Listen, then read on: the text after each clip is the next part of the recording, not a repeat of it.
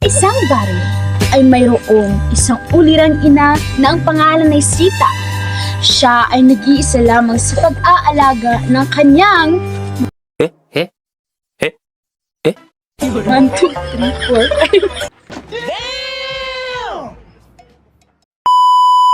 5 anak. Halina tunghayan natin ang kanilang story ngayong umaga. Isang umaga, sa kanilang bahay, nag-aalaga si Aling Sita sa kanyang 5 anak. Halina tunghayan natin.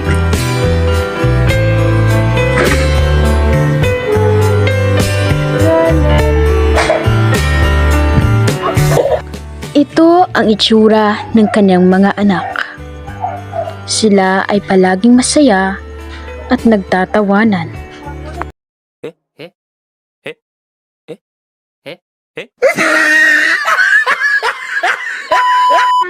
Sila ay masayang pamilya. Ngunit, namatay ang kanyang pinakamamahal na asawa.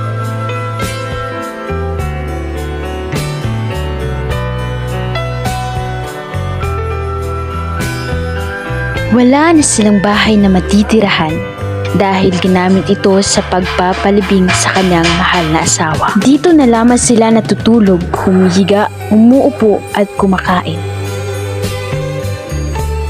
Kaawa-awa ang kalagayan ng kanyang mga anak. Ito ang kanyang panganay na anak. Malimit lamang ito na tulala at palaging balisa. Oh my God!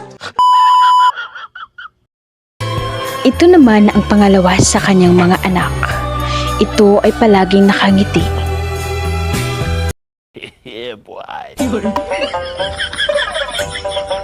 Ito naman ang pangatlo na laging nakatikom ang bibig. What? Ito naman ang pang-apat sa kanilang magkakapatid. Siya ay mayroong kapangsanan dahil siya ay bungal.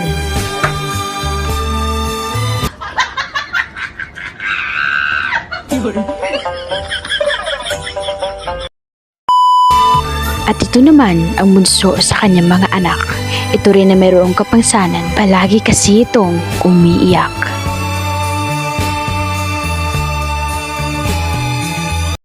Stop it. Get some help.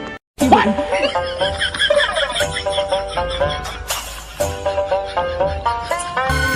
Sila ay isang halimbawa ng isang pamilya na kahit walang makakain ay laging nagmamahalan at nagbibigayan.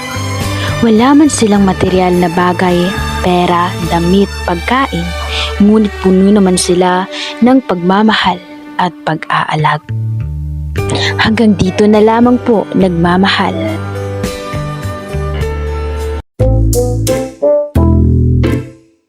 Yeah, ako si... ano? Gina lang. Kamu? Tiga lang. Tiga lang. 1, 2, 3, go. Ito. Pamilya. Ngunit,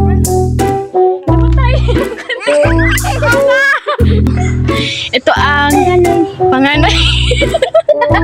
Pangalawa. Tingnan niyo naman. Pang-apat.